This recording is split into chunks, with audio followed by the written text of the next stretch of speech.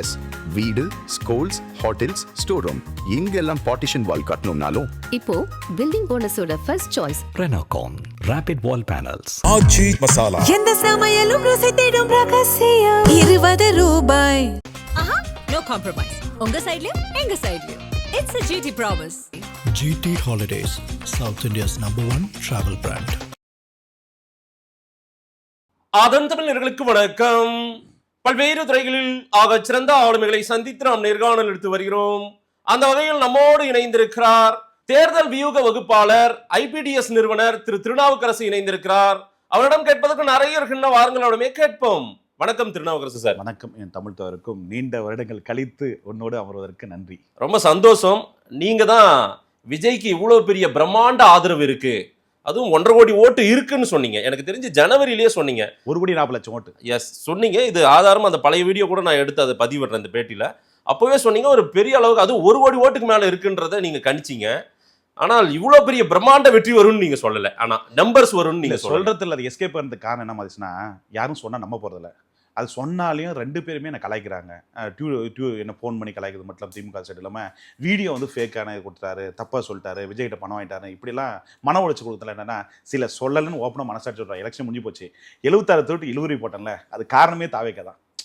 ஏன்னா நான் தாவேக்கா இத்தனை சீட் ஜெயிக்குன்னு சொன்னேன். அதுக்கு மேலே சொன்னாலே நான் நம்ப மாட்டான். ஸோ அதில் இன்னைக்கு மனந்தது ஓப்பனாக சொல்கிறேன். இந்த 76 இழுபறியே தாவேக்கா தான் போட்டேன். இன்னைக்கு ஓப்பனாக சொல்கிறேன். ஸோ இழுபறியே கிடையாது. தாவேக்கா ஜெயிக்குன்னு சொன்னால் நான் நம்ப மாட்டான். விஜய் முதலமைச்சரத்துக்கே தனியார் தொலைக்காட்சியில் போடப்பட்ட அத்தனை வீடியோக்களும் பிரைவேட் போடப்பட்டாங்க. ஸோ நான் பேசப்பட்ட வீடியோக்கள் அத்தனையுமே பிரைவேட்டு. ஸோ அதுக்கடுத்து நான் சர்வே விட்டாகணும். அதில் சில உண்மையிலும் சொல்லி ஆகணும். சில சிக்கல் இருக்குது. சர்வேனா நினச்ச உடனே எல்லாத்தையும் சொல்ல முடியும் சொசைட்டிக்கு. ஏன்னா இந்த சர்வேறது இதோட கடைசி நினைக்கிறேன். இதுக்கு அடுத்து வந்து நான் அரசியல் பயணத்தில் மேற்கொள்ளலாம்னு யோசிச்சிருக்கேன். ஜூன் மாதத்துக்கு பிறகு என்ன விஜய் கட்சியிலே சேர்றீங்களா? அதெல்லாம் கிடையாது பிரதர். ஒரு நல்ல கட்சி, ஒரு நல்ல தலைவன், மாற்றத்தை கொடுக்குற தலைவன் பின்னாடி போலான்னு இருக்கேன். அது ஜூன் மாதத்துக்குள்ளே ஒரு கட்டாயம் முடிவு கிடைக்கும். அதில் போகிற வச்சு விட்டுருவோம். இந்த சர்வேன்றது இதோட நிறுத்திக்கலான்னு இருக்கேன். எனக்கு வயசே போச்சு, 45 வயசு, 28 வருஷமாக அதில் பயணிச்சிட்டேன். அதெல்லாம் மறந்துருந்து நிற்கிறேன். மாதஸ் கிட்ட பேசுகிறேன். 2 வருடங்களும் மறந்துட்டு பேசலாம் விரும்புகிறேன். இதில் எனக்கு ஏகப்பட்ட டார்ச். ஒரு பக்கம் அதிமுக சைடு எனக்கு அழுத்தம். ஸோ எனக்கு வந்து அவங்க டிமாண்ட் வச்சாங்க, அதுக்கு நான் ஒத்துக்கல. அதுக்கு என்ன பண்ணாங்க, ரிப்போர்ட்டரை செட் பண்ணி என்ன டேமேஜ் பண்ண நோக்கத்தில் 2 ப்ரெஸ் மீட்டும் அவங்க ட்ரை பண்ணாங்க. அதுக்கடுத்து அதையும் ஃபேஸ் பண்ணணும். அதுக்கடுத்து திமுக சைடும் பிரச்சனை ஃபேஸ் பண்ணணும். இதில் சர்வேவும் நான் வந்து செய்தி மக்கள் போய் சேரணும். இதில் விஜயோடைய விஷயமும் போய் சேரணும். இத்தனை விஷயங்களும் உள்ளடக்க வேண்டிய சர்வே பண்ணால் எப்படி விடுவீங்க? இல்லை, உங்கள் பிரச்சனையே ஹைலைட் பண்ணுறீங்க. அதுக்கான வாய்ப்பாக இந்த தளத்தை வேண்டாம். நான் எப்படியெல்லாம் மக்கள் வாக்கு செலுத்தியிருக்காங்க. ஏன்னா நீங்கள் அன்னைக்கு வந்து கணிச்சது வந்து 1 கோடி சொச்சம் வாக்கு அப்பே இருக்குன்னு சொன்னீங்க. ஆனால் சீட் கன்வர்ஷன், அதான் மீண்டும் நான் அதே கேள்வி வரேன். சீட் கன்வர்ஷன் இவ்வளோ இருக்காதுன்றது நீங்கள் அப்போவுமே திமுகவுக்கு தான் எட்ஜ் கொடுத்தீங்க. கடைசியாக நீங்கள் கொடுத்த இல்லை வந்து அதுலேயும் ஒரு சிக்கலுக்கு மதேஷ். 31% வானா 90 சீட்டுகள், 31% இறங்கினா அது இந்த எலெக்ஷனை பொறுத்தவரை சர்வே வந்து இத்தனை பர்சன்ட் வரும்னு பார்க்காதீங்க. ஷேர் மார்க்கெட் மாதிரி பாருங்க இந்த எலெக்ஷனை பொறுத்தவரை. ஏன்னா ஷேர் மார்க்கெட் மாதிரி எடுத்துங்க அப்படின்னு நான் பல பேட்டிகளை சொல்லியிருக்கேன். ஏற்றம் இறக்கு வரும். ஸோ தாவேக்கா ஓட்டை கண்ட்ரோல் பண்ணாங்கன்னா திமுகவுக்கு சாதகம் அமையும். தாவேக்கா கண்ட்ரோல் பண்ணனா தாவேக்கு சாதகம் அமையும். அதிமுக 3வது இடத்துக்கு 80 தொகுதியில் டெபாசிட் இருக்கு. 53 சீட்டு தான் கூட்டணி ஜெயிக்கும். அதுக்கு மேலே ஜெயிக்க வாய்ப்பு இல்லை. உச்சபட்சம் 70. அதுவும் தாவேக்கா ஓட்டை கண்ட்ரோல் பண்ணா 2 பேருக்குமே தாவேக்கா பெரும் பிரச்சனையாக இருக்கிறது அப்படின்னு சொன்னேன். அதிமுக சொன்ன 51 ஒன்று சேர்த்து 54 வந்துச்சா இல்லையா? இதை நான் எப்போ சொன்னேன்? முன்னாடியே சொன்னேன். ஸோ இப்போ உண்மையாக சொன்னால் நம்மளை வந்து ஃபேக்ன்றான், மற்றபடி கலாய்க்கிறான். ஒன்று அது போட்டோம். தாவேக்கா நான் சொன்னேன் 28% 33%. அதுக்கு மேலே அந்த 1,40,00,000 ஓட்டு தாண்டி போனால் சர்வேக்கள் சொல்லாத புது விஷயம் வரப்போகுது அப்படின்ற விஷயத்தை நான் சொல்ல பத்திரிகை பேட்டிலே சொல்லிட்டேன். இது சர்வேக்கள் இதோட ஒப்பிட தேர்தல் அல்ல, இது வரலாற்று புதுமையான தேர்தல். SAR புதுசு. தலைவருடைய பிரச்சாரங்கள் பெருசாக ஈடுபடலை, தேர்தல் அறிக்கை ஏற்படலை, இம்பாக்ட் ஏற்படுத்தப்படலை. கூட்டணி கட்சியினுடைய பலம் வந்து பலவீனமாக இருக்கு. எல்லா கட்சி ஓட்டும் சரிஞ்சு இருக்கு. ஆகவே இது ஏதோ வித்தியாசம் ஸ்டோரி சொல்ல போகுதுன்ற விஷயத்த நான் மழை வரப்போது முன்கூட்டியே சொல்லுவேன். ஆனால் எல்லாரும் சொல்லுவேன்னா ஏதோ பைத்தியக்காரன் சொல்லணும்னு நினைச்சிட்டாங்க. ஸோ ஒரு ஸ்டேஜுக்கு மேலே நானே உண்மையை பேச நிறுத்தி. நீங்க அந்த பிரஸ் கிளப்ல நீங்க கொடுத்த பேட்டியில கூட TK பிரபு கட்டாயம் காரைக்குடியில வெற்றி பெறுவார்னு அடிச்சு சொன்னீங்க. முகமது பர்வேஷ் வந்து அப்படி சொன்னேன். சரி, நாம் தமிழ் குரூப்பே என்ன அடிக்கிறான், அது பழசை எடுத்து போட்டு என்ன அடிக்கிறான். ஸோ எங்க சிக்கல் என்னன்னா, சில உண்மையை சொல்ல முடியாத சூழ்நிலையை இந்த தேர்தல் நான் சந்திச்சுன்னு சொல்றேன். ஏன்னா இந்த சர்வே விட்டு வெளியே போறதுனால வெளியே போற யோசிச்சிருக்கேன். மேக்ஸிமம் வெளியே போயிடுவேன். அடுத்த சர்வே எப்படி இந்த அண்டர் கரண்ட் நடந்திருக்கு? மக்கள் எப்படி இவ்வளோ அலையா விஜய்க்கு போட்டாங்க? என்ன காரணம்? பிரதர் என்னாச்சுன்னா, இந்த 2 திராவிட கட்சி மீதான வெறுப்பு உண்மையா உருவாயிருக்கு. கலைஞர் ஜெயலலிதா மறைவிற்கு பிறகு 2 கட்சியுமே மக்களோட தொடர்புல இருந்து விலகி இருக்காங்க. சோ ரிலேஷன்ஷிப் கட்சிக்காரங்க இருந்தாங்க. அதாவது டிவிகேவோ இல்ல டிவிகே வேட்பாளர்களோ விஜயோ மக்கள் தொடர்புல இருந்ததை விட இவங்க அதிகமா அதிமுக திமுக இருந்தாங்களா இல்லையா? விஜய் வந்து ஒரு அதிர்ஷ்டசாலி பிரதர். நான் பல முறை சொல்லியிருக்கேன், இப்பயும் சொல்றேன். விஜய் வந்து இந்த மாற்ற கான்செப்டை முதல்ல ஒரு நபர் கொண்டு வந்தார் தமிழக அரசியல். அந்த நபர் கொண்டு வந்த விதை தான் இன்னைக்கு இவர் அறுவடை பண்ணியிருக்காரு. யாரு? அண்ணாமலைன்ற ஒரு நபர்னு வச்சுங்களேன், பேர் கூட சொல்லணும்னு வச்சுங்க. இப்போ அவர் அரசியல்ல வந்து ஆக்டிவா இல்லை, அதெல்லாம் சொல்லலை. அந்த கான்செப்டை உருவாக்குனாரு. இன்னைக்கு நாம் தமிழருக்கு போக வேண்டிய அவருடைய ஆதரவு ஓட்டு கூட தாவேக்கா போச்சு, அது ஒரு பிளஸ். திமுக பிடிக்காம வெறுப்பு ஓட்டு ஃபுல்லா தாவேக்கா போச்சு, அது ஒரு பிளஸ். அதிமுக பாஜக பிடிக்காம போட்டது அது ஒரு பிளஸ். இப்படி பல வகையில விஜய்க்கு பிளஸ் அமைஞ்ச காரணத்தால தான் இந்த பர்சன்ட் ஓட்டு வச்சோம் இல்லையா. ஆக்சுவலா 28 30 நின்றுக்கணும். அதை இந்த 40 தாண்டி போறதுக்கு வாய்ப்பே இல்லை. இது போனது காரணம் வந்து கடைசியா பேசின பிரச்சாரம். நான் அந்த லாஸ்ட் எக்ஸிட் போல விடாத காரணம் அது சரியா வரல, அதனால தான் எக்ஸிட் போல விடலை. எல்லாரும் விட்டாங்க, தப்பா வருதுன்னு எனக்கு தெரியும். அதை பேட்டியில கூட நிறைய சமூக வலைத்தளத்தில் பேச கூட இந்த மாதிரி வராது, வேற மாதிரி வருன்றது நான் சொல்லிட்டேன். ஏன்னா எனக்கு தெரியும், நம்ம கிராமத்துல எப்படி ஒரு பறவை பறந்தா தெரியும் சொல்ற மாதிரி என்ன நடக்குன்னு தெரியும். கடைசியா என்ன பேசினார் விஜய்? இப்ப கடைசியா அந்த சென்னையில பேசின பிரச்சார மீட்டிங் வந்து நல்ல இம்பாக்டா கொடுத்ததால தான் அந்த 3% ஓட்டு வந்தது. இல்லைன்னா டிஎம்கே தான் கவர்மெண்ட் ஆக்சுவலா ஃபார்ம் பண்ணிக்கணும். ஸோ அந்த 3% ஓட்டு அவங்க திமுக செய்த நிறைய மிஸ்டேக் என்ன, கட்சி கூட்டமைப்புல வந்து ஒழுங்கா வேலை செய்யல, கூட்டணிக்குள்ள வந்து கெமிஸ்ட்ரி ஒர்க் அவுட் ஆகல, அது ஒரு மிகப்பெரிய பலவீனம்.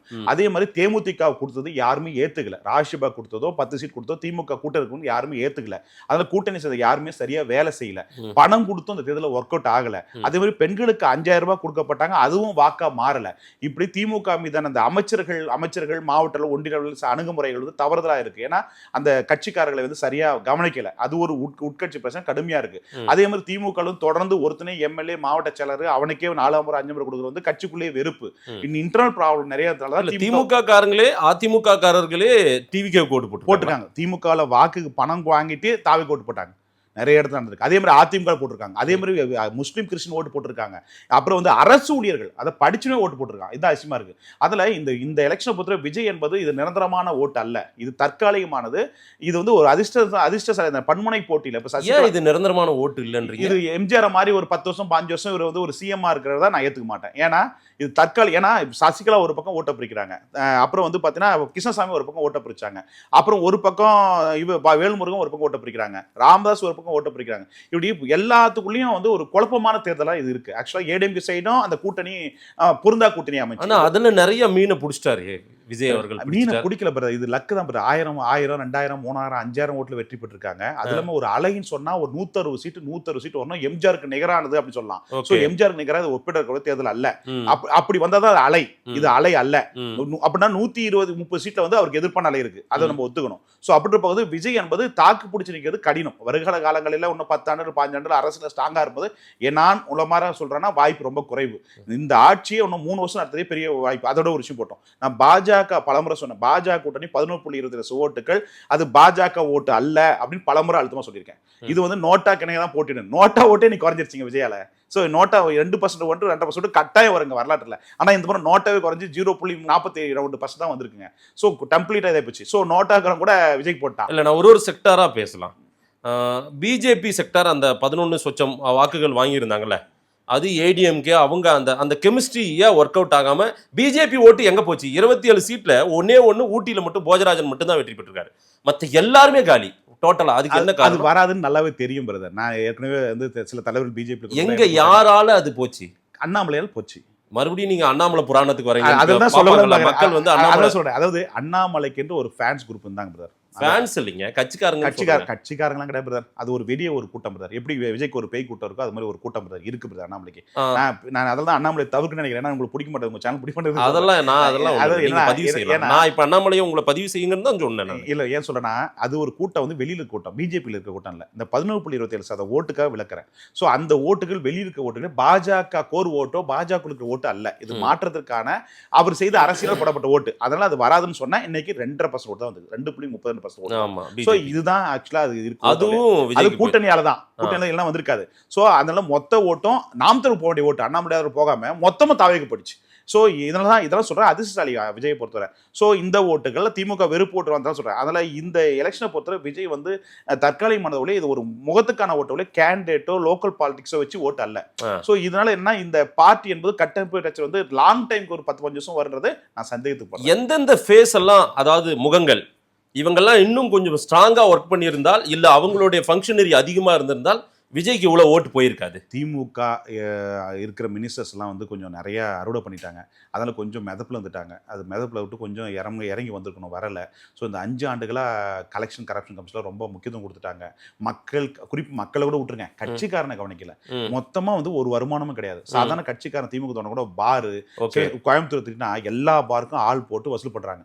ஒரு கவுன்சிலருக்கு மாசம் 1 லட்சம், அவ்வளவுதான். அது தாண்டி வருமானம் இல்லை. இப்படிதான் கட்சி எப்படிங்க வளர்ப்பான்? ஓகே. ஸோ ஏதாவது ஒரு நாளைக்கு வேஸ்ட் கட்டிட்டு விளைஞ்சொலியா போனா 10,000 வேணும், இல்லைன்னா போக முடியாது. நீங்க அரசியல் அப்புறம் ஏதோ ஒரு விஷயம் பண்ணதான் சமுதாய சேவையும் செய்யணும், கொஞ்சம் என்ன பண்ணதான் இயங்க முடியும். இல்லாம எப்படி இயங்க முடியும்? பிராக்டிகலா நம்ம பேசணும். அப்படி போது அவனுக்கு வருமான சோர்ஸ் மொத்தம் கட் பண்ணிட்டாங்க. அப்புறம் அவன் டைம் வேஸ்ட் பண்ணி எப்படி உங்களுக்கு உழைப்பான்? இதையே கலைஞர் திமுக இதையே ஐடென்டிஃபை பண்ணி அவங்க கணிக்க முடியல. நமக்கு வந்து கணிக்க முடியல. அவங்க சார்ந்த நிறுவனம் வந்து தவறுதலாக ரிப்போர்ட் கொடுக்கான்னு நினைக்கிறேன். ஸோ ஆனா அவங்க சார்ந்தோட கூட நான் கூட சொன்னேன், தப்பா இருக்குங்க, நீங்க நினைக்க மாதிரி தவறா எடுத்துறீங்க இல்ல அப்படின்னு சொன்னாங்க. யாரும் கேட்க தயாரா. சிஎம்ஏ வீழ்ச்சி அடைந்தது, தோல்வி அடைந்தது. உதவியாளர்கிட்ட நான் தினேஷ் கிட்டே நிறைய முறை இது பண்ணேன். ஸோ இது கொளத்தூரே கொஞ்சம் ஏதாவது இருக்குன்னு மெசேஜ் போட்டேன். தெளிவா சொல்லுங்க. சும்மா இன்னைக்கு அது தோல்வி அடைஞ்சதுனால சொல்லக்கூடாது. அதாவது சிஎம் தொகுதி சிஎம்ஏ தோக்குறாருன்னா என்ன? சென்னையில 16 தொகுதியும் வந்து திமுக ஒரே தொகுதி தான் சேப்பாக்கமோ அதுவும் சாதகமா இருந்துச்சு. அதான் கடைசி நேரத்துலனா அங்க இளைஞர்கள் பெண்கள் ஓட்டுக்கு அதிகமா டிரான்ஸ்ஃபர் ஆயிருக்கு. இல்லைங்க, சென்னை முழுக்க டிவிக்கே பெரிய அளவுக்கு ஹைஜாக் பண்றாங்கன்றது தெரியும். ஆமா. ஆனால் அங்கேயுமே திமுக பின்னுக்கு தள்ளப்பட்டு டிவிக்கு போனதுக்கான காரணம் ஏற்கனவே கணிக்கப்பட்டதா? இல்ல நீங்க வந்து டிஎம்கே தான் ஃபர்ஸ்ட் இருக்குன்ற மாதிரி கூட சொன்னீங்க. இல்ல நான் சொன்னேன்னா சேப்பாக்கம் வெற்றி பெற வாய்ப்பு அதிகமா இருக்கு. கொளத்தூர் தொகுதியில கொஞ்சம் டஃபா இருக்கு. முன்ன கூட வரலாம் தான் சொன்னேன். நான் புதிய தலைமுறை கூட நான் பேசினேன், அதை கூட நான் பதிவு விடுறேன். சென்னை மட்டத்தை ஒட்டி பேசினப்போ நான் பேசினேன், நானும் முத்த பத்திரிகைலாம் பேசினா கூட பதிவிட்டேன். அதில் வந்து சென்னை மட்டத்தை பற்றி 16 தொகுதிகளும் 14 தொகுதி நிறைய டஃபா இருக்கு. தீநகர் சத்யாவா இல்ல வந்து குஷியானதா, அவங்க 2 பேருக்குள்ள வாய்ப்புன்னு சொன்னேன். அதுல நெக்டூன் வந்து குஷியானந்த திமுகவுடைய பலவீனமான செயல்பாடு, கருணாநிதியுடைய உட்புகட்சி பிரச்சனை இருப்பதனால அந்த ஒரு ஜெயிக்கிறதுக்கான வாய்ப்பு இருந்துச்சு. அதனால குஷியானந்த் ஜெயிச்சாரு. மீதி எல்லா இடங்களும் பார்த்தீங்கன்னா ஓட் டிரான்ஸ் நல்லா ஆயிடுச்சு. இந்த அரசு ஊழியருங்க, காமன் பீப்புள், படிச்சவன் எல்லாரும் ஓட் டிரான்ஸ் ஆனதால நீங்க தாவேக்க இந்த அளவுக்கு வந்த ஒழிய இல்லைன்னா திமுக வந்து அது இல்லாமல் திமுக சேகரப்படைய செயல்பாடுகள் மேல வெறுப்புல இருக்காங்க. உள்ளபடியே கட்சி தொண்டர்கள் குமுறில் இருக்காங்க. சென்னை முழுக்க இருக்காங்க. இல்ல அப்படி பார்த்தா மாசு, சேகர் பாபு அவங்களும் சாதாரணமா ஒரு டிரான்ஸ்ஃபர் வந்தா கூட வேலை செய்ய தயாரா இல்ல. ஒரு நர்ஸ் டிரான்ஸ்ஃபர் வந்தா கூட செய்ய தயாரா இல்ல. சோ எந்த விதமா அப்படின்னா ஒரு கட்டுக்கோப்பா நடத்திருக்காங்கன்னு பார்க்க முடியாதா? அரசியல் கட்டுக்கோப்பா நடத்தல பிரதர். 2 விஷயம் பார்க்கணும் பிரதர். கட்சிக்காரனுக்கு செய்ய வேண்டிய சில விஷயங்களை செய்யலாம்னா ஒன்றும் ஆகாது. கலைஞர் வந்து இந்த போது கட்சிக்காரர்களுக்கோ கூட்டணிக்காரர்களுக்கோ செய்ய வேண்டிய முறைகளை சம்பிரதாயங்களை கரெக்டாக செஞ்சார். இவங்க கூட்டணி கட்சிக்காரர் செய்ய வேண்டிய சம்பிரதாயங்களும் செய்யல. அது ஒரு பெரிய தவறு. செஞ்சிருக்கணும், கவனிக்காம விட்டாங்க. இவங்களுடைய தவறுகள் நிறைய இருக்கு, அதை திருத்திருக்கணும். அதே மாதிரி தொடர்ந்து மாவட்ட செயலர் ஒருத்தரே இருப்பது அந்த கட்சிக்கு வீழ்ச்சி. அது வந்து இருக்கக்கூடாது. கிட்டத்தட்ட 50 ஆண்டுகள் வயது கவர்மெண்ட் போஸ்டிங் இருக்காங்க. ஒன்றிய செயலர், நகர செயலர், கிளை செயலரும் அப்படி இருக்காங்க. சோ அந்த கட்சி சரிவுக்கான காரணம் அதுதான். சோ காலங்கள் மக்கள் மாறிட்டாங்க. இப்போ இளைஞர்கள் வந்துட்டாங்க. அதுக்கு மாற்றத்தை கொடுக்கணும். இந்த 2 கட்சியுமே மாற்றம் கொடுக்கல. ஒண்ணுல முதுகுளத்தூர்ல ஒரு ஏடிஎம்கே கேண்டிடேட் பாருங்க, இந்த சொல்றதுக்கு மன்னிச்சுக்கணும், அவர் உடல் முடியாதவர், நாளைக்கே ஏதோ ஒன்று ஆகலாம். அந்த மாதிரி ஒரு கேண்டிடேட் கொடுத்தா எப்படிங்க? அது நம்ம திமுக அதிமுக 2 பேரும் அண்டர்ஸ்டாண்டிங். இப்போ உதாரணத்துக்கு ஜோலார்பேட்டை தொகுதியில கண்ணுக்கு தெரிஞ்சு தேவராஜ் வேற யாராவது கொடுத்துக்கலாம். அந்த துரைமுருகனும் வீரமணி நெருக்கமாக மறுபடியும் அந்த பெண்ணை கொடுத்து வீரம் ஜெயிச்சார். இது மாதிரி நிறைய தொகுதிகள் உதாரணம் சொல்லலாம், நிறைய தொகுதி சொல்லுவேன். அது மாதிரி 2 பேருக்குள்ள அண்டர்ஸ்டாண்டிங்ல வச்சு சதி நடந்திருக்கு. மாவட்ட செயலர் லிஸ்ட் கொடுத்து இவங்களை போட சொல்லி அந்த உட்சதி 2 பேரும் அந்த ஒரு தப்பு பண்ணாங்க. 2 பேருமே கேண்டிடேட் போறதுல சொதப்புல. அதே மாதிரி வந்து இந்த அமமுகவுடைய செல்வாக்கு சரிஞ்சிருக்கு. அவர் தனியா இருந்துட்டு இருக்கணும், ஐடென்டிஃபை போனது அந்த கூட்டணிக்கு ஒர்க் அவுட் ஆகல. மீதி யாருக்குமே ஓட்டு வங்கி இல்லை. அதனால அதிமுக வந்து கோர் ஓட்டு மிகப்பெரிய சரிஞ்சிருக்கு. அது எடப்பாடியுடைய தலைமையும் மிகப்பெரிய பலவீனமாகி போச்சு. அதனாலதான் அன்னைக்கே நான் சொன்னேன், கேண்டிடேட் பிரச்சாரமோ ஓட்டு பணம் கொடுக்காம கூட்டணி எதுவுமே இல்லாத நான் சொன்னேன் 53 தொகுதிங்க அதுக்கு தாண்டி போகாதுன்னு பலமுறை சொன்னேன் ஏடிஎம்கே. ஆனா அவங்க நினைச்சாங்க. இதுல இன்னொரு விஷயம், இந்த சர்வே, இந்த எலெக்ஷன் வந்து நான் விசிரமா பார்த்தேன்னா 18 சர்வே திமுக அதிகமாக செட் செய்யப்பட்டு அசைன்மெண்ட் கொடுக்கப்பட்ட சர்வே. நானே வாழ்க்கையில 26 வருஷத்துல இதுதான் புதுசா நான் பாக்குறேன். இந்த மாதிரி சர்வே நான் பார்த்தல. இல்லங்க, நீங்களும் தான் திமுக வெற்றி பெறுன்ற லெவல்ல. ஆனா நான் படம் வாங்கல. எட்ஜி இருக்கு, வாய்ப்பு இருக்கு, மாறதுக்கு வாய்ப்புன்னு சொன்னேன். நான் போய் பேசல மதேஷ். ஏன்னா இந்த ஃபீல்ட் விஜய்க்கு இமேஜ் இருக்குன்னு கணிச்சிங்க. 1.5 கோடி ஓட்டு இருக்குன்னாலும் சொன்னீங்க. அது 1,40,00,000 ஓட்டு இருக்கு. அந்த சீட்டா சொல்றது என்ன சிக்கல்னா ஓப்பனா சொல்லனா சொல்ல முடியாத சூழ்நிலை நான் இருந்தேன். ஏன்னா அதை சொன்ன நியூஸை கூட வராது அன்னைக்கு சூழ்நிலை. நான் இன்னைக்கு ஏன் மனதில் சொல்றேன்னா, இதுக்கு மேல் நான் பேட்டி கொடுப்ப சர்வே பேட்டின்றது வாய்ப்பு ரொம்ப குறைவு. அரசியல் வாழ்க்கையில் ஈடுபடுறான்னு ஒரு யோசிச்சு இருக்கேன். அதனால சொல்றேன், மனதிலிருந்து பேசுறேன். இங்க புதிய எல்லா சேனல்லையும் போடப்பட்ட சேனல் பிரைவேட் ஆக்கிட்டாங்க. ஸோ என்ன நான் பேட்டி கொடுத்தாகணும், நடக்கிற சம்பவத்தையும் சொல்லி ஆகணும், சர்வேவும் வந்து ரீச் ஆகணும். இந்த ஒரு சூழ்நிலை நிர்பந்தத்தில் நான் கொடுக்கப்பட்டிருக்கேன். ஆனால் யாருக்கு பட்டுப்பட்டோ கமிட் ஆகவே கிடையாது. ஆனால் இந்த செய்தி வந்து பதிவுணும் அப்படின்னு வச்சு நான் முயற்சி பண்ணேன். ஆனால் நியூஸாக மாறதுக்கு ரொம்ப பெரிய சவால். நம்ம ஊடகங்களுக்குள்ள நிறைய பாலிடிக்ஸ் இருக்கு. ஒவ்வொன்றும் அஜெண்டாவில் இருக்கு. அது பிறகு நான் ஒன்றும் பண்ண முடியாது. இதில் நம்ம வந்து நின்றானோம். இப்போ காலங்கள் பழைய மாதிரி இருந்தால் எல்லாத்தையும் எடுத்து போட்டாங்க, அப்படி இல்லை. இப்போ எல்லாமே சார்பாக இருக்கு, ஸ்ட்ராட்டஜி இருக்கு. 18 சர்வே நிறுவனங்கள் பண்ணாங்க, விட்டாங்க. திமுக அதிமுக ரெண்டு பேரும் முடிச்சிடும் மதேஷ். நான் பதிவு பண்ண விரும்புறேன். ரெண்டு பேருமே சத்துல 18 சர்வே நான் தமிழ்நாட்டில் பார்த்தேன். ரெண்டு பேருமே என்ன பண்ணா, தாவேக ஒரு பொருட்டை எடுத்தாம 5 சீட் 5%, 10%. ஆனா சுச்சுவேஷனே வேற. 1.5 கோடி ஓட்டு அப்பயே சொல்றேன் நான். 4.5 கோடி ஓட்டுல போலியானத்துல 1.5 கோடி ஓட்டு இருக்கு. நான் 1 கோடி 40 லட்சம் ஓட்டு இருக்குன்னு சொல்றேன். ஆனா அதை யாரும் பெருசா எடுத்துக்கல, அதை அலட்சியமா எடுத்துட்டாங்க. ஆனா இங்க என்ன பண்றாங்கன்னா, இப்படி சொல்ற போது இவங்க என்ன பண்றாங்க, மொத்தமா வந்து திமுக அதிமுக ஃபைட் மாதிரி செட் பண்ணி தாவேக டேமேஜ் பண்றாங்க. சோ அந்த இடத்துல நான் போய் தாவேக வந்து முதலமைச்சருக்கான ரேஸ் இருக்குடா இல்லடா நீங்க சொல்றதெல்லாம் இதுன்னு சொன்னா அதை நியூஸை போட்டு பிரைவேட் போடுறான். சோ இதுல நம்ம சொல்ல என்ன பண்ணுவீங்க? அது முகமது பர்வேஷ் அறந்தாங்கி பற்றி நீங்க பேசும்போது பெரிய வாக்குவாதமே நடந்தது இல்ல? என்ன சொன்னேன்? ஆமா, என்ன சொன்னேன்? நீங்க ஃபேக்குங்க, ஏடிஎம்கே செட் பண்ணி டேமேஜ். அது பத்திரிகையாளரே இல்ல அவரு. ஆக்சுவலாக சொல்ல போனால் நான் அப்புறம் விசாரிச்சு பார்த்தா அவர் பத்திரிகையில் இல்லை, 4 வருஷமா பத்திரிகை விட்டு போயிட்டு வரமா. ஜி தமிழ் நியூஸே இல்லை, அதில் ஒரு காலத்து வேலை பார்த்துறமா. அது ஏடிஎம்கே மூலமாக செட் பண்ணி அனுப்பிவிட்டு என்ன டேமேஜ் நோக்கத்தில் பண்ணாங்க. ஸோ அப்புறம் போது முகமது பர்வேஸ் நபர் வந்து பார்த்தீங்கன்னா ஒரு முஸ்லீம், 40,000 ஓட்டு இருக்குது, பட்டியல் சமுதாய ஓட்டு 30,000 ஓட்டு இருக்குது. அதனால் காங்கிரஸ் பாஜக கொடுத்தனால அங்கே ப்ளஸ் ஆமையாக இருக்குது. இன்னொரு விஷயமும் ஒன்று பதிவிட்டேன். 234 தொகுதியில் அதிமுக திமுக கூட்டணிக்கு ஒதுக்கப்பட்ட தொகுதியில் நிறைய தொகுதியில் விஜய் கேம் விளையாட போராடுற விஷயத்தை நான் பதிவு பண்ணேன். அதையும் யாரும் கண்டுகொள்ளவில்லை. அதையும் சொன்னேன். மதேஷ், இந்த திமுக அதிமுக போட்டிக்குள்ள மிக குறைவு. தாவேகா மற்ற திமுக கூட்டணி அதிமுக கூட்டணிக்குள்ள இருக்கிற அந்த சீட்டுகள் 120 சீட்டு இருக்கு இல்லையா, அதுக்குள்ள விஜய்க்கு வந்து நிறைய சீட்டுகளை பறிக்கிறதுக்கு வாய்ப்பு இருக்கு, அதிர்ஷ்டங்கள் நடக்க போற வாய்ப்பு இருக்குன்னு பதிவிட்டேன். அதையும் யாரும் பெருசா கண்டுக்கல. சோ இது மாதிரி விஷயம் வரும்னு எனக்கு தெரியும். சொல்லவும் சொல்ல முடியாத சூழ்நிலையில் அன்னைக்கு நான் இருந்துன்னு சொல்றேன். இதுல ரொம்ப குறிப்பா இன்னொரு விஷயம், கூட்டணி கட்சிகளுடைய பர்ஃபார்மன்ஸ் எல்லாமே வீக் ஆயிருக்குது. ரெண்டு கட்சி ஏங்க போயிட்டு திருப்பத்தூர்ல போய் அமமுக கேண்டர் கொடுத்தா எப்படிங்க? வேலூர் மாவட்டம் திருப்பத்தூர் இருக்கு இல்லையா, அதுல அமமுக அது என்னதுங்க சொல்லுங்க. அதே மாதிரி காரைக்குடியில போய் அங்க வந்து கட்சி ஏடிஎம்கே எப்படிங்க வளர்ச்சி? ஏடிஎம் கொடுத்தா கூட பரவாயில்லைங்க. அங்க எவ்வளவு பேர் ஏடிஎம்கே வந்து திறமையான ஆட்கள் இருக்காங்க, ஏடிஎம்காரை ஒத்துழைப்பு பண்ணீங்க. அது மொடக்குறிச்சி தொகுதியில் அந்த புள்ள ஜெயிக்க வேண்டியதுங்க. அந்த பிள்ளைக்கு முழுக்க 2 தொகுதி தாங்க வாய்ப்பு. மொடக்குறிச்சி ஒன்று, ஊட்டி. ஏன்னா ஊட்டியில் வந்து காங்கிரஸ் கேண்டர் வந்து இது பண்ணி போட்டாங்க. தாவேகா எல்கையில் காந்திர பகுதியில் ஓட்டுகளை பிரிக்குது. அப்புறம் படுகாஸ் ஓட்டுலேயே கொஞ்சம் ஓட்டுகள் போகுது. ஆனா போஜருக்கு மட்டும் வாய்ப்பு இருக்கு, இந்த ஓட்டுகள் பிரிக்கிறதுனால வாய்ப்பு இருக்கிறத நல்ல கிளியரா தெரிஞ்சு. அதே மாதிரி மொடக்குறிச்சி நல்ல வாய்ப்பு இருக்கிறத ஒட்டுமொத்த ஏடிஎம் சேர்ந்து அந்த பிள்ளையை வந்து முடிச்சு விட்டாங்க. ஸோ இந்த 2 சீட்டு பாஜகவுக்கு ஏடிஎம் செய்து துரோகம். இந்த ஏடிஎம்கே வந்து பணத்தை கொடுத்து பணமே போய் சேரல. ஸோ ஏடிஎம்கே இருக்கவங்க சாப்பிட்டாங்க. எல்லாருக்கும் திமுக பிஜேபி வேட்பாளர் தான் கொடுத்தாங்க மொடக்குறிச்சியில. பிஜேபி கொடுத்தாங்க. அந்த பிள்ளைக்கு வந்து சதி பண்ணிட்டாங்க. அந்த பிள்ளை ஜெயிக்க வேண்டியது. ஏங்க அவங்க சரஸ்வதியுடைய மருமகள் 100% ஜெயிக்க வேண்டியதுங்க. என்ன நடந்தது? கட்சி அப்படி வேலை செய்யலீங்க. வேலை செய்யல, உள்ளூர் வேலை பார்த்தான். பணத்தை கொடுத்து பணம் போய் சேரல, அமைக்கிட்டாங்க. ஏடிஎம் கால் ஃபுல்லா ஒரு ஸ்ட்ராட்டஜிஸ்டா பேசுங்க. நீங்க பணத்தை கொடுத்தாங்க செஞ்சாங்கன்னு பேசினா இது தேர்தல் ஜனநாயகத்துக்கு நல்லதா? நான் மனசோட பேசுறேன். நான் இந்த ஸ்ட்ராட்டஜிஸ்ட் இந்த சர்வேலாம் தூக்கி விட்டுருங்க. நான் தமிழ்நாட்டில் வாழ்றேன், 25 வருஷமா இருக்கேன். நான் கிராமத்துக்காரன், விவசாயத்துக்காரன். இந்த சர்வே சொல்கிறேன், மற்ற பித்தடம்லாம் பேச மாட்டேன். யதார்த்தம் பேசுவேன், எளிமையான மக்களுக்கு புரிமையான பேசுவேன். இங்கே பணம் இல்லாமல் இல்லை. திமுக கூட ஒரு ஓட்டுக்கு 1000 ரூபா கொடுத்தாங்க. அந்த ஓட்டுகள் பணம், ஆனால் அவங்க வந்து காமனாக எல்லாரும் கொடுத்தாங்க.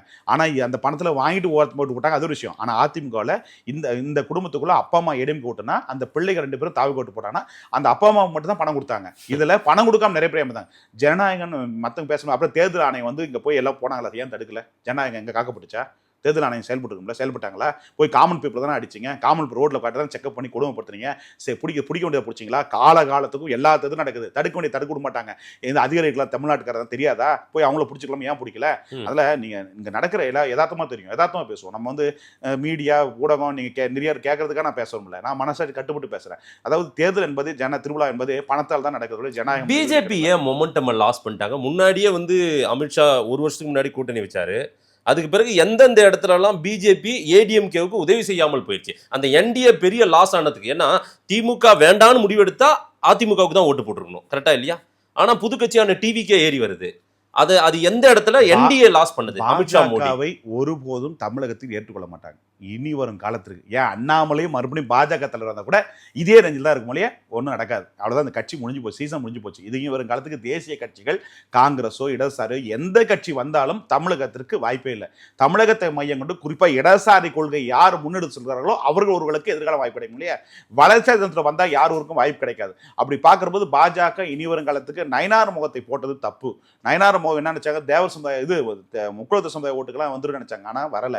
ஸோ ஓட் ரன்ஸ் ஆகலை. அது சொல்ல போனால் முக்குளத்து சமுதாயம் ஓட்டு 90,000 ஓட்டு இருக்கிற சாத்தூர் தொகுதியில் போராடி வந்தார்.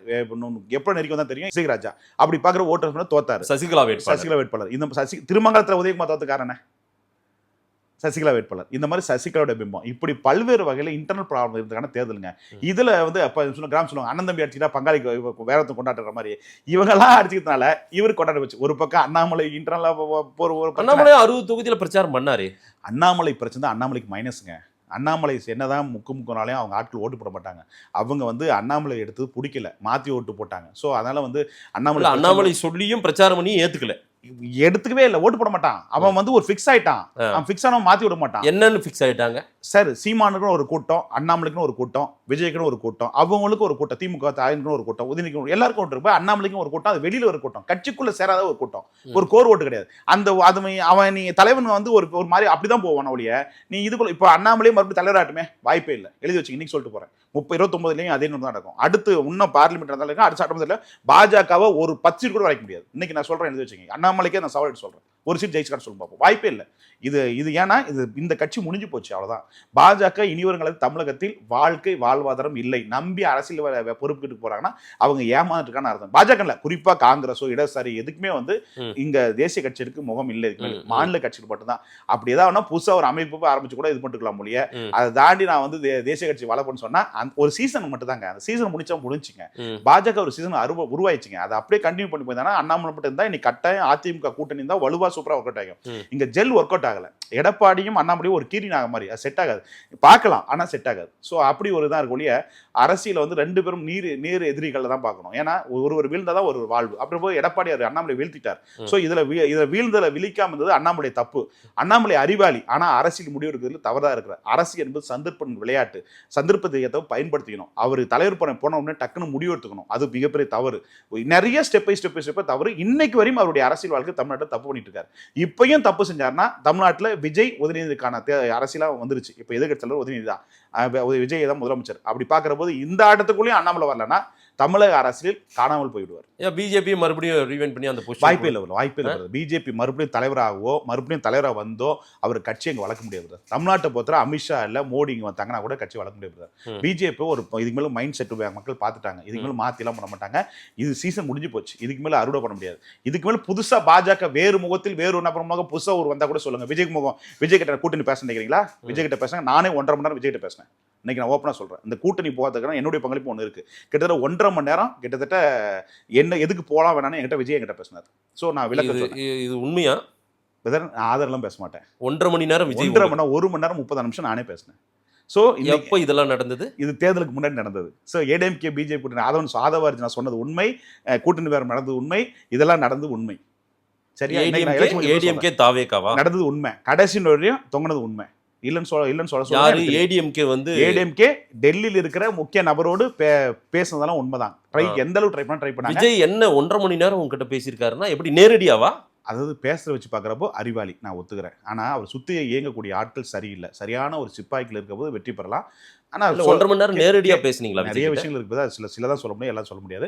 நிறைய விஷயங்களை என்கிட்ட கேள்வி கேட்டார், பதில் சொன்னேன். ஸோ பதில் சொல்கிற போது அதை பதிலை கரெக்டாக புரிஞ்சுக்கிட்டாரு, கரெக்டாக டிசிஷன் எடுத்தார். ஸோ அந்த வகையில் நான் பாராட்டுறேன். கடந்து போவோம். அலைன்ஸ் போலாமா வேண்டாமான்ற முடிவு. அரசியல் ஆலோசகரா ஒரு ஆய்வாளரா 28 ஆண்டு இருக்க போது என்னிடம் என்ன கேட்டாரோ அதுக்கான விளக்கத்தை நான் கொடுத்துட்டேன்.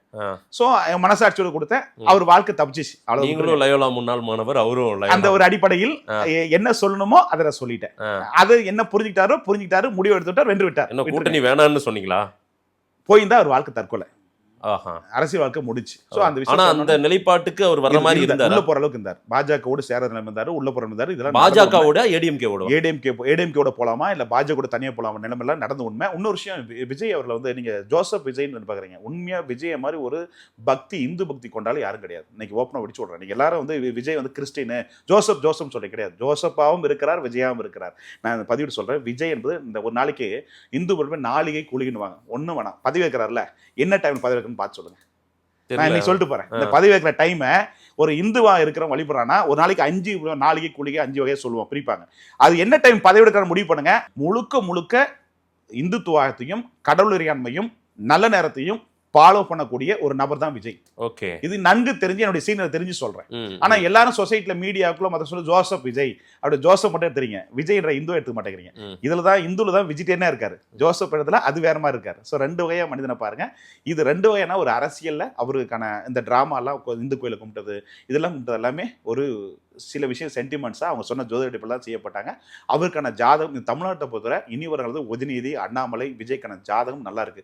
அண்ணாமலை ஜோதிடர் ஆயிட்டீங்க, அரசியல் இதெல்லாம் பார்க்கணும். நெக்ஸ்ட் கேட்கிறேன், விஜய் அவர்கள் கேண்டிடேட்டுக்கு ஜாதகம் பார்க்காம கேண்டிடேட் கொடுத்தாரா?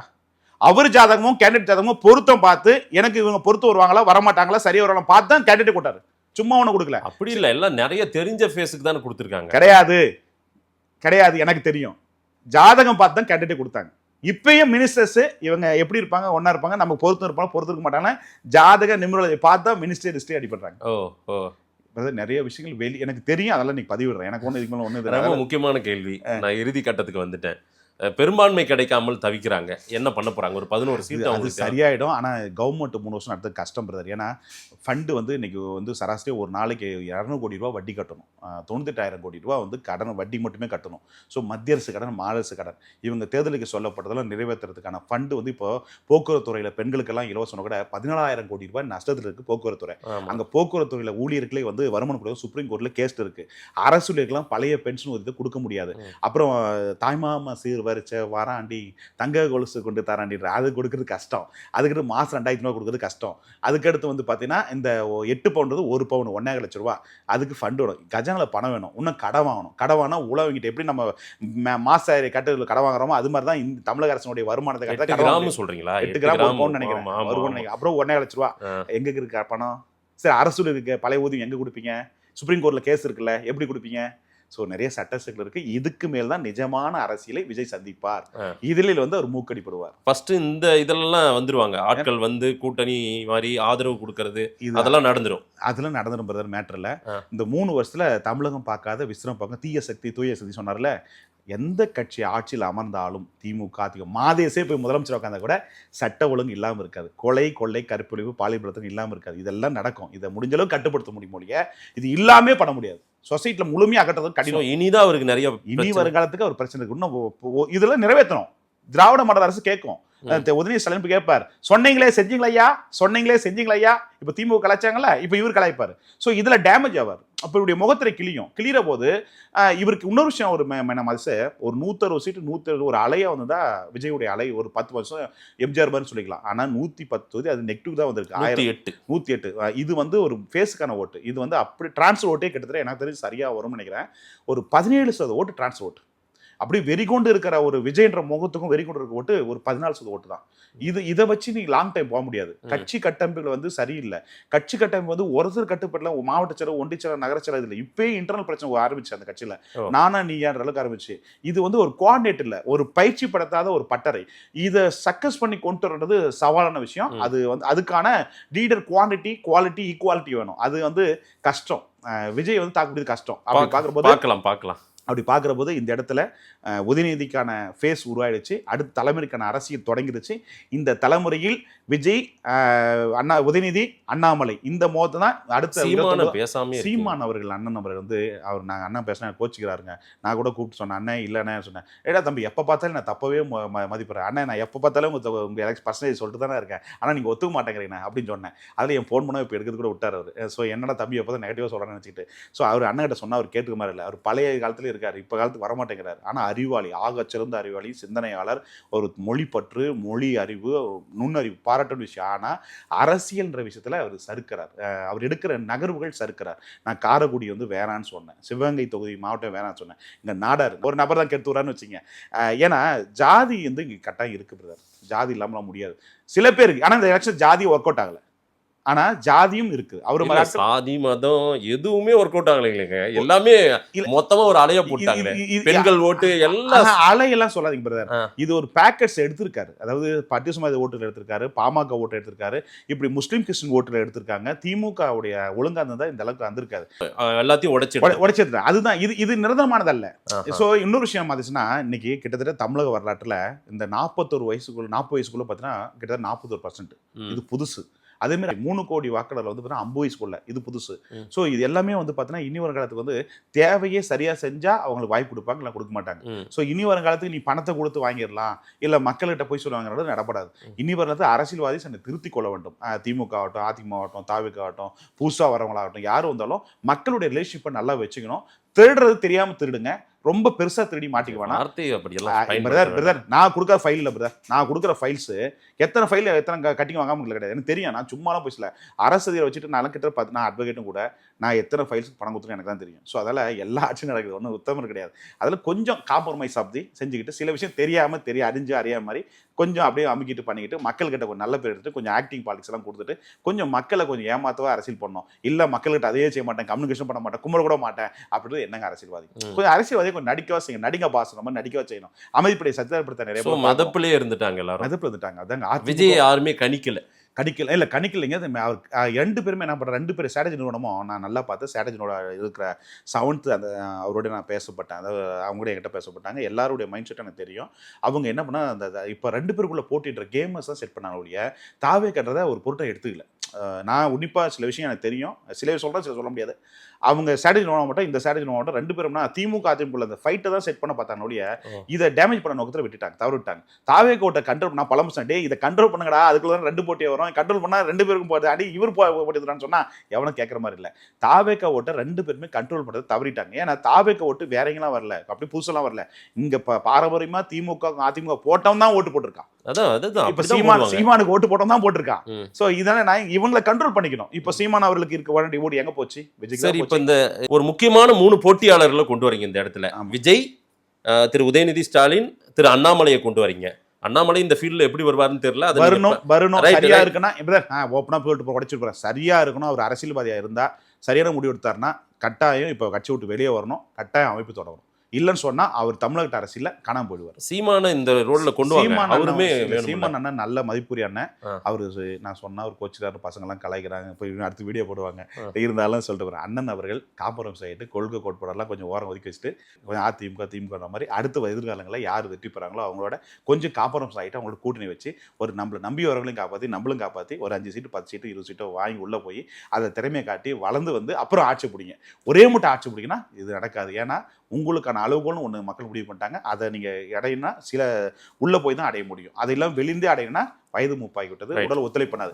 எனக்கு கூட இருங்க, நான் முடிக்காம விட மாட்டேன். 45 வயசு ஆகுது, இப்போ 25 வயசு நானே ஏன் ஒதுக்குறேன்னா என்னால் முடியல. இதுக்கு மேலே கொஞ்சம் பொண்டாட்டிக்குள்ள குடும்பத்தை போய் பார்க்கணும். அப்படி பார்க்குறப்ப நம்மளை சுற்றியும் நம்ம சமூகம் இருக்கிறது, நம்மளை சுற்றி நம்ம நம்பிக்கையான இருக்கான்னா அவங்கள நம்ம காப்பாற்றணும். அப்படி பார்க்கணும்னா சில சாமபத வேதங்களை அனுசரித்து போகணும். அது அண்ணனுக்கு வரமாட்டேங்குது.